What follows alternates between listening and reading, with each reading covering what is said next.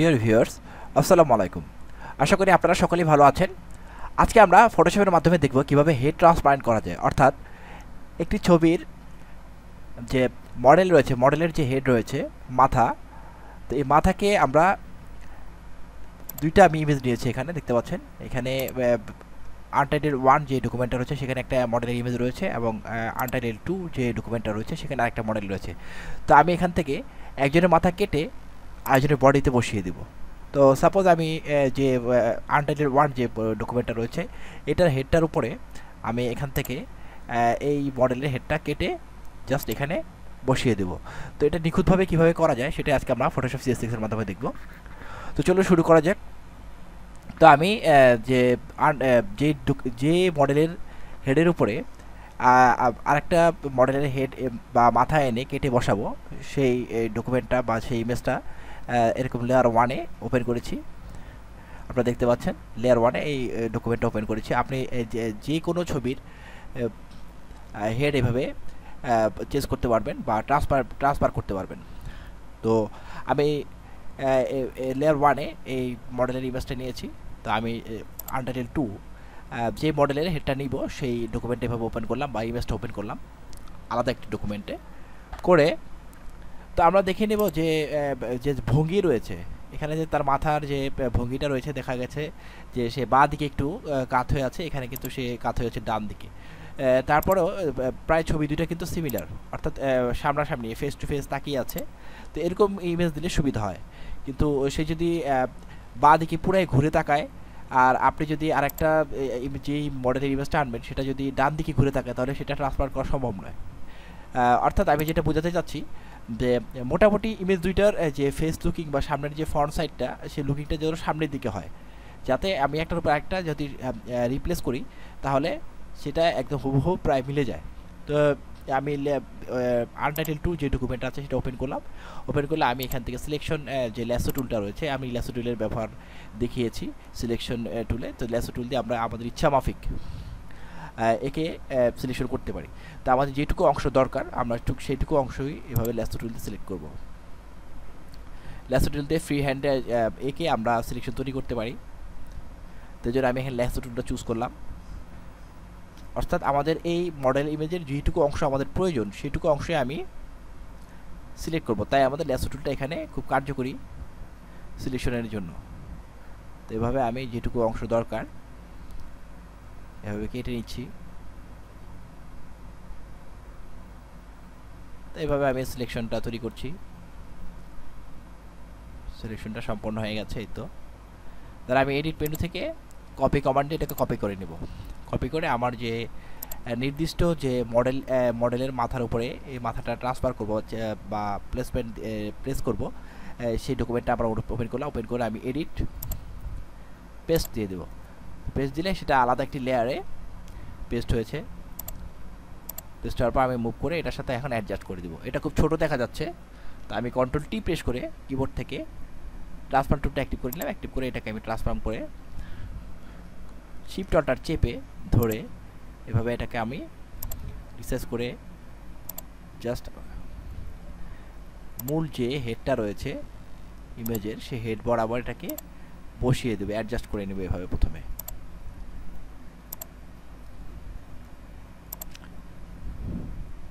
এভাবে অ্যাডজাস্ট করে বসাবো। যেহেতু আমাদের পূর্ববর্তী যে মডেলটা ছিল সে একটু থিন ছিল, অর্থাৎ পাতলা ছিল, আপনারা দেখতে পাচ্ছেন স্লিম, আর ইনি একটু বাল্কি। তো এই দুইটা অ্যাডজাস্ট করার জন্য আমাদের এই যে দ্বিতীয় যে ডকুমেন্ট থেকে আমরা যে মডেলের হেডটা নিয়ে নিয়েছি সেটাকে একটু বড় করতে হবে ট্রান্সফর্ম করে, যাতে তার বডির সাথে তার হেডটা খাপ খায়। জাস্ট এটা বেসিক একটা ব্যাপার। তো এইভাবে আমি শিফট অল্টার চেপে ট্রান্সফর্ম করে এটাকে বড় করে নিব, এবং প্রয়োজন মনে করলে একটু রোটেট করে দেবো। মাথাটা যেহেতু এদিকে একটু রোটেট আছে, এভাবে আমি এটাকে বসিয়ে দেবো। একটা জুম আউট করে নিই। আপনারা দেখতে পাচ্ছেন ছবিটা প্রায় বসে গেছে। আমি অ্যাপ্লাই করলাম। যখন ট্রান্সফর্মটা সঠিক হয়ে যাবে তখন আমি আবার দেখাচ্ছি, কন্ট্রোল টি প্রেস করে আমি ট্রান্সফর্ম টুলটা অ্যাক্টিভ করে আমার প্রয়োজন মতো আমি এটাকে ট্রান্সফর্ম করে অ্যাডজাস্ট করে নিব বডির সাথে, পূর্বের যে মডেলটা রয়েছে তার বডির সাথে এই হেডটা অ্যাডজাস্ট করে নেব এভাবে। প্রয়োজন মনে করলে আমি এখান থেকে অপাসিটিটা কমিয়ে দিতে পারি, কমিয়ে দেখতে পারি যে নিচের যে হেডটা রয়েছে সেটা আর উপরে যে হেডটা আমি ট্রান্সফর্ম করছি সেটার সাইজটা আমি এখান থেকে তুলনা করে দিতে পারি। প্রয়োজন মনে করলে আমি একটু ছোট করে দিতে পারি। তো এভাবে আমরা ট্রান্সফর্ম করে এটাকে অ্যাডজাস্ট করে নিব যাতে নিচের হেডটার থেকে উপরের হেডটা ছোটো না হয়। একটু বড় হলে সমস্যা নেই, কারণ এটাকে আমি লেয়ার মাস্ক দিয়ে আমরা যখন এডিটিং করব তাহলে একটু উপরের ছবিটা যদি একটু বড় হয়, অর্থাৎ নিচের যে হেডটা রয়েছে সেটা যেন ঢেকে যায়, এভাবে ট্রান্সফর্ম করব। উপরের যে আমি হেডটা ব্যবহার করছি সেই হেডটা দিয়ে কিন্তু নিচের হেডটা যাতে ঢেকে যায়, এভাবে আমি এটাকে ট্রান্সফর্ম করব। ট্রান্সফর্ম করে যখন ট্রান্সফর্ম আমার সম্পূর্ণ হয়ে যাবে তখন আমি এই যে চেক বক্সে ক্লিক করে ওকে করে দিতে পারি, অথবা কিবোর্ড থেকে এন্টার কি চাপলেও হবে।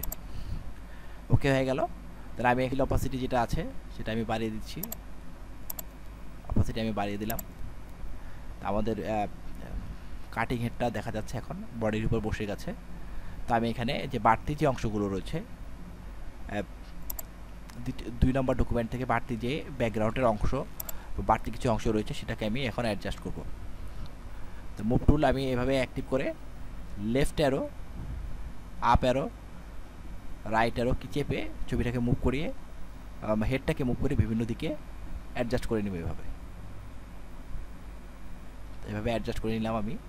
লেফট অ্যারো কি চেপে একটু বাঁ দিকে সরিয়ে নিলাম, রাইট অ্যারো কি চেপে একটু ডান দিকে, এবং ডাউন অ্যারো কি চেপে একটু নিচের দিকে এভাবে নামিয়ে নিয়ে আসলাম। এভাবে আমি বডির সাথে আমার যে ফিগারটা রয়েছে, বডির যে ফিগারটা সেটার সাথে হেডটাকে এভাবে অ্যাডজাস্ট করে নেব যাতে এটা বাস্তব মনে হয় বা মানানসই দেখা যায়। তো এভাবে অ্যাডজাস্ট করে নেওয়ার পরে আমরা এখানে লেয়ার 4-এ যে হেডটা নিয়ে আসছি বা মাথাটা নিয়ে আসছি কেটে কপি করে, সেই লেয়ার 4টা অ্যাক্টিভ অবস্থায় আমি এখানে একটা লেয়ার মাস্ক আইকনে ক্লিক করে একটা লেয়ার মাস্ক এখানে নিয়ে নিব। নিয়ে এখান থেকে টুল প্যানেল থেকে ব্রাশ টুলটা অ্যাক্টিভ করবো এবং ফোরগ্রাউন্ড কালারটা কালো না থাকলে কালো করে দেবো। ওকে, তো ফোরগ্রাউন্ড কালারটা কালো অবস্থায় আমরা যে ব্রাশটা রয়েছে, যে কিবোর্ড থেকে স্কোয়ার ব্র্যাকেট যেটা রয়েছে right bracket, square right bracket, সেটা চেপে চেপে ব্রাশের সাইজটা আমরা বড় করতে পারি। তো ব্রাশের সাইজটা প্রয়োজন মতো বড় করে নিয়ে এভাবে আমরা লেয়ার মাস্কের উপরে ব্রাশ করব। আমরা দেখতে পাচ্ছি লেয়ার মাস্কের থাম্বনেইলটা কিন্তু অ্যাক্টিভ অবস্থায় আছে। অ্যাক্টিভ অবস্থায় আমি এভাবে ব্রাশ করলে আমাদের উপরের যে হেডের ছবিটা আছে সেটা কালো রং দিয়ে লেয়ার মাস্কের ভিতরে হাইড হয়ে যাবে, এবং পিছনের যে মডেলের ফিগারটা রয়েছে সেটা আমরা এভাবে দেখতে পাবো।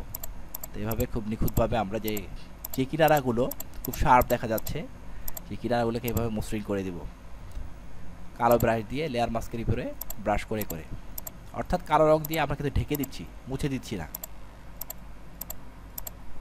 তো এখানে যদি বাই চান্স এখানে ভুলবশত যদি বেশি এরকম হয়ে যায়, মাস্ক দিয়ে হাইড হয়ে যায়, তখন আমি এখান থেকে অ্যারোটা ক্লিক করে সাদা কালারটা ফোরগ্রাউন্ড করে নিয়ে যদি ব্রাশ করি তাহলে আবার পূর্বের অবস্থায় ফিরিয়ে নিয়ে আসতে পারবো। তো মাস্কের ধর্ম আপনারা জানেন, মাস্কের যে টিউটোরিয়াল রয়েছে সেই টিউটোরিয়ালটা দেখে অবশ্যই আপনারা সেটা এতদিনে রপ্ত করে ফেলেছেন। তো এইভাবে লেয়ার মাস্কের মাধ্যমে কালো রং দিয়ে ব্রাশ করে করে আমরা যে অপ্রয়োজনীয় যে অংশগুলো রয়েছে সেগুলোকে হাইড করে ফেলবো এবং ছবিটাকে যতটা সম্ভব রিয়েলিটি দেওয়ার চেষ্টা করবো, যাতে এটা বাস্তব মনে হয়, যে হেড আর বডি যাতে বিচ্ছিন্ন কোনো অংশ এরকম যাতে মনে না হয় সেভাবে ট্রান্সফর্ম করবো, এবং এটাকে এভাবে মাস্কিং করে বাড়তি যে অংশগুলো আছে, বাহুল্য যে অংশগুলো, সেগুলোকে এভাবে ঢেকে দেবো কালো রং দিয়ে। আর আমি দেখালাম যদি কোথাও যদি বেশি এইভাবে ডিলিট হয়ে যায়, তো আমরা যদি এটাকে ফোরগ্রাউন্ড কালারটাকে সাদা করে যদি আবার ব্রাশ করি তাহলে সেটা আবার পূর্ব অবস্থায় ফিরিয়ে নিয়ে আসতে পারবো। মাস্কের সুবিধা এটাই, এই জন্য আমি ইরেজার টুল ব্যবহার না করে মাস্ক ব্যবহার করেছি। তো আপনারা দেখতে পাচ্ছেন যে ছবিটা প্রায় এখানে অ্যাডজাস্ট হয়ে গেছে। পূর্বের অবস্থা ছিল এটা, অরিজিনালি ছবিটা এরকম, আর আমি হেডটা কেটে নিয়ে আসলে এরকম হয়ে গেল। তো এখানে আরও কিছু কাজ আমরা করব, যে এখানে বডির যে কালারটা রয়েছে, কালার টোনিংটা রয়েছে, আমি আর একটু জুম করে দেখাচ্ছি। বডির যে কালার জুমটা ফেসের কালার জুমের সাথে কিন্তু এক না, ফেসটা একটু ফেড মনে হচ্ছে আর বডির একটু বেশি কালারফুল মনে হচ্ছে, এটাই আমরা কীভাবে ম্যাচ করব। তো এই জন্য আমরা আমাদের যে হেডের যে লেয়ারটা রয়েছে সেই থাম্বনেলটা অ্যাক্টিভ, এটা কিন্তু লেয়ার মাস্কের থাম্বনেলটা অ্যাক্টিভ আছে। তো হেডের যে লেয়ারের থাম্বনেলটা রয়েছে সেটা মাউসের বাম বাটনে ক্লিক করে এভাবে অ্যাক্টিভ করে নিব। তো চারদিকে চারটা দেখতে পাচ্ছেন স্কোয়ার দেখা যাচ্ছে, এর মানে এই লেয়ার বাক্স নয়, ইমেজের মডেলের যে ইমেজটা রয়েছে সেটার যে থাম্বনেলটা সেটা এভাবে অ্যাক্টিভ হয়েছে। তো অ্যাক্টিভ হওয়ার পরে আমরা এখানে ইমেজে চলে যাব, ইমেজে গিয়ে অ্যাডজাস্টমেন্টে যাব, অ্যাডজাস্টমেন্টে গিয়ে এখান থেকে আমরা এখানে দিব ম্যাচ কালার দিব। তো ম্যাচ কালার আমি কার সাথে ম্যাচ করব, এখানে সোর্স দেওয়া আছে। আমি দেখেন আমি যেহেতু লেয়ার 1 লেয়ার 4-এ যেটা যে আমি দ্বিতীয় হেড লেয়ারটা নিয়ে আসছি, হেডটা নিয়ে আসছি, সেই হেড লেয়ারটা অ্যাক্টিভ অবস্থায় যেহেতু আমি ম্যাচ কালারটা চুজ করেছি অ্যাডজাস্টমেন্ট থেকে, সেহেতু এই হেডের ছবিটা কিন্তু এখানে চলে আসছে। তাহলে এই হেডের যে ছবিটা রয়েছে আমরা কার সাথে এটাকে ম্যাচ করব, তো সোর্স, এখানে সোর্স দেওয়া আছে, সোর্স যে অপশনটা সেটা হলো এখানে আমি যদি ডাউন অ্যারোতে ক্লিক করি তাহলে এখানে আনটাইটেল 1 আনটাইটেল 2, তো এখানে যেহেতু আমি আনটাইটেল 1-এ আমরা লেয়ার 1-এর ছবিটা কিন্তু আনটাইটেল 1-এ আছে, তো সেই আনটাইটেল 1 ডকুমেন্টটা এখান থেকে আমরা সিলেক্ট করে দিব, এবং লেয়ার কোনটা এটা লেয়ার 1-এর সাথে আমরা এটাকে ম্যাচ করব, তাহলে লেয়ার 1টাও এখান থেকে সিলেক্ট করে দেবো, অর্থাৎ ডকুমেন্টটাকে আমরা এখান থেকে নির্দিষ্ট করে দেবো এবং লেয়ারটাকেও এখান থেকে নির্দিষ্ট করে দেবো। তো দেওয়ার সাথে সাথে দেখুন আমরা আমাদের এই ইমেজটা চলে আসছে যে এই ছবিটার সাথে আমরা হেডটা এবং হেডের যে কালারটা সেটা চেঞ্জ হয়ে গেছে সাথে সাথে। তো এখানে দেখা যাচ্ছে কালারটা বেশি দেখা যাচ্ছে, তো এটা আমরা এখান থেকে কন্ট্রোল করতে পারি, চিন্তার কোনো ব্যাপার নেই।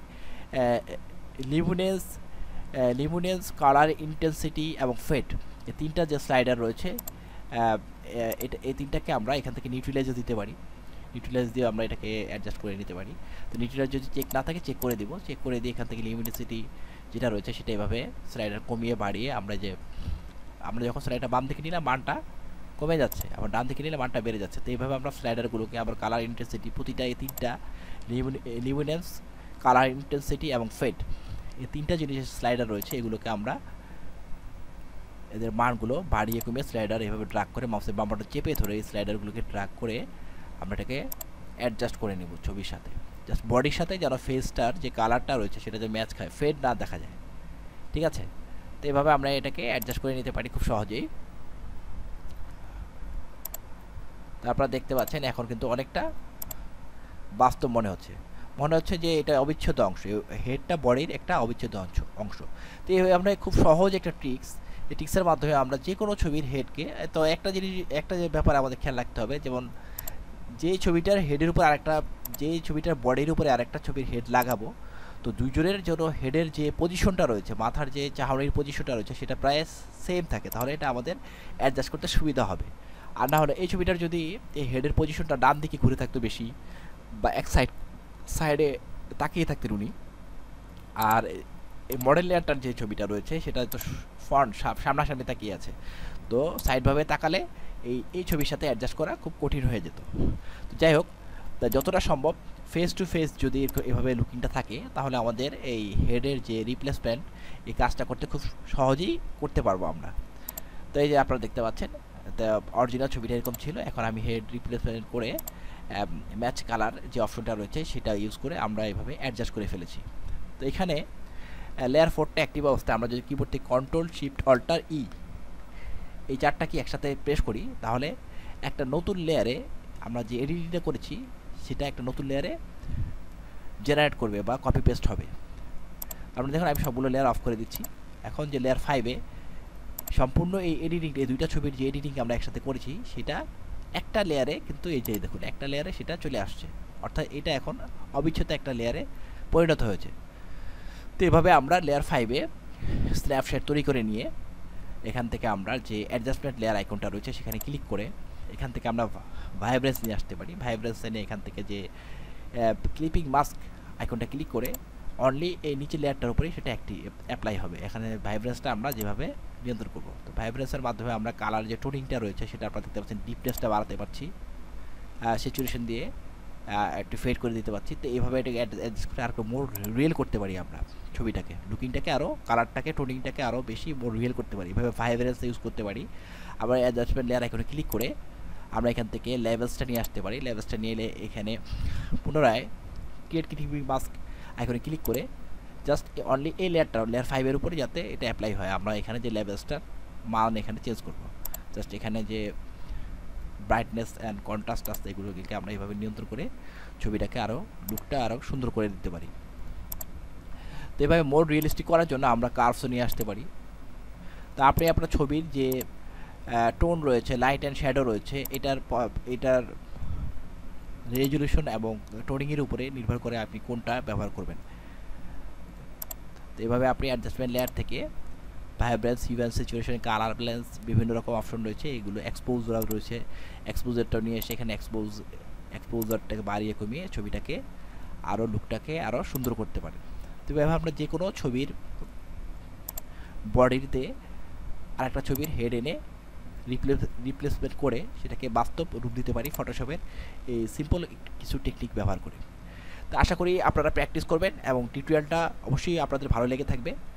বাংলা টিউটোরিয়ালগুলো ভালো লাগলে অবশ্যই বাংলা টিউটোরিয়াল টিভিকে সাবস্ক্রাইব এবং লাইক করবেন এবং আপনার টাইমলাইনে অবশ্যই এই ভিডিওগুলো শেয়ার করবেন যাতে অন্যে দেখার সুযোগ পায়। ধন্যবাদ।